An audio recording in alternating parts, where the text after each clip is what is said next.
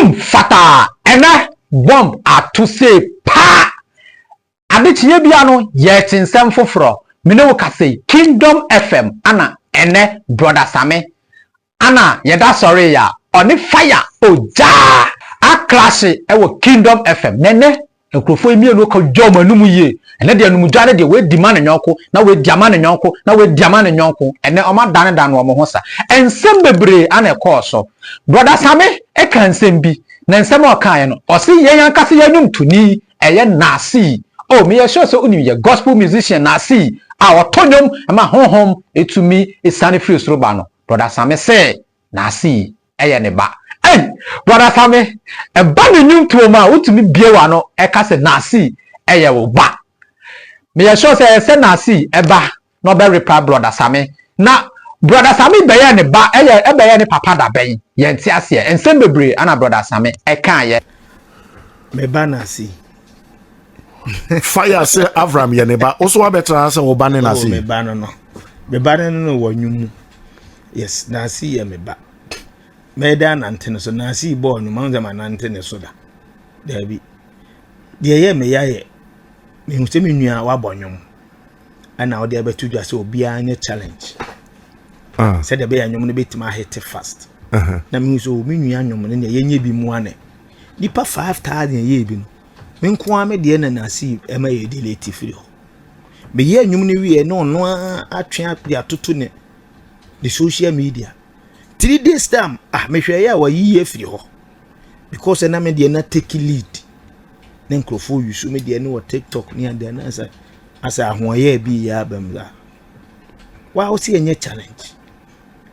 unu apanyini me ye bi aboa o sebe antwa yi me ya no to be fair na man for de eda ho na nipa 5000 ye be me nko ame de na se unu ese obi kura be ka me no wa asem nyuma ma be ya wa twen apostu na wasa nkrofo ka chesu ni akwa ne de ni take lead o ti enye na enom eyi now Fred we chire ka chire no o ni manager frame me ni manager ne frame enti na wo share no asori o StoneBwoy no na wo chia wa StoneBwoy no on chia me nsia na ma na me chia ma me so se de bi ohumi a wo chia me daddy Sammy me je no so fe sana Nacee Fred oh opa hu na busa no Fred daddy Sammy I see inso me da StoneBwoy no abusia anso hono ma eye fire oja enso de so unim se ye nyina yenim se fire oja ene Avraham ben Moshe dio omontam enye fine entokwa nkiti bi ekoso both spiritual and physical omontam enye fine na ene ana fire oja wakansen bebre okanya kasi su se Avraham ben Moshe esuro no afenso eye Avraham kra no oni Sarkodie hwe na busua Avraham esuro no ene we dana num fa mi wo mumenya ni tipene me na Avraham akaso wo musofo no busofo sofo be na Avraham be Moshe obu no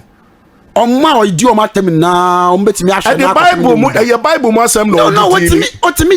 boy no so smart sa small boy ntenye otimi take Bible na no take won so personal ada na wo fifi a wote sa usitiwe ano yesi yenko brother Sammy madodo ono so na busabusa no de kumase ne akra no ne yenko me pacho abusia onim se Ghana hanu mo de ye ka osofo a ota hye nkomo pa baako a untumi enyi fire wuja emfiri mu na ene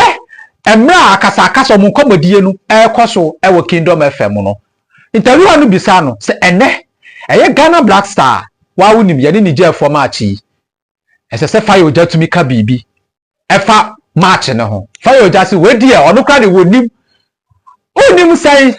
yede yenum se aya na wunim kra na nyame tumi yi kirewo e ba ne sai fayoja e kan sem bebre football no Ghana foot obi eti why football no and 4 o'clock Ghana ne Niger bebwa Ghana ne Niger pacho Ghana foot minim pose ne mpo match yo nyame enyi ankyerɛ no minim wodim se Ghana for bo match and se na mebusa my na oblogger ne kase we ne ntina me kase me chia me ho no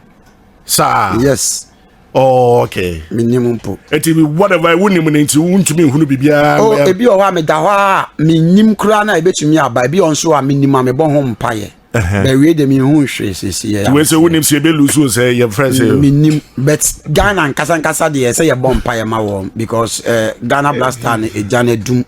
spiritually. Na no mu no ye nyina yedum say abato mremu ana ye wo afie wei eye 2024 eye abato emre ye beka no election day aya na edu abato say asofo ne fa ho e hye nkoma kese ana we bewi ni ana we belusu ana ebeko say but e kamia ye say fa Ogya ka asem bi to me there KwakuSmart and tosumu mame o kan sem bebre ahono no ye bisa na say eti abato we wo hwa ahwan na befa a simple a straight answer unima minim anase unima no abo na afi ye koyanim afi ana wo de ko ne nam ye ka ne sen ana ewo ana tofe fa Ogya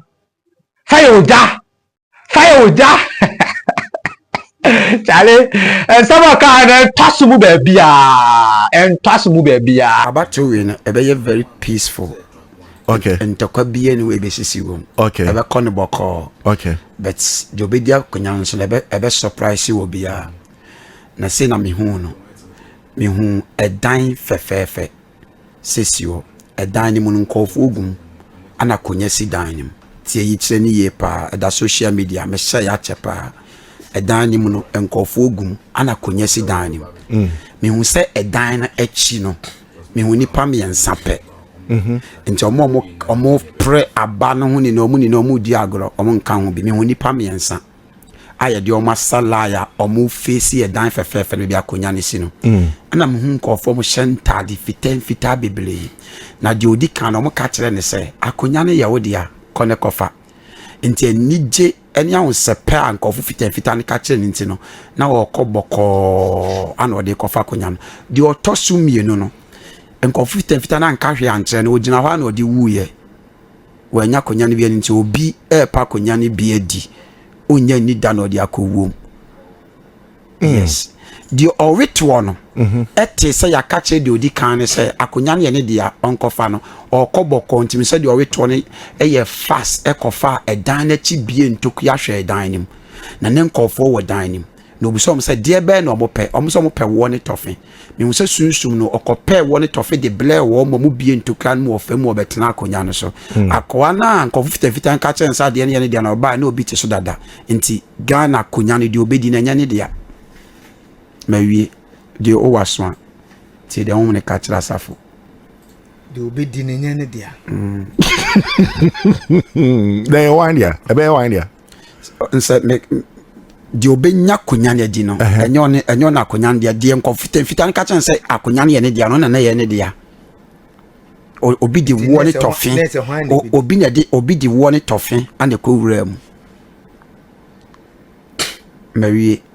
All right, abusuya nsem wo so dwene ho sai eye nsem e call so e wo Kingdom FM eye fire Ogya ana afi so brother Sammy ekuhia ye enkomon de e call so bebre ye de patu ni bebre mu omo mienu so be crash e wo mu ntokwa nkitikiti bi ho ene omo yiyi nsem ano kakra idiam ju say KwakuSmart. Thank you for watching me. May you acquire the A's, blow the B's, conquer the C's, destroy the D's, eliminate the E's, fight and forget the F's, my crowd.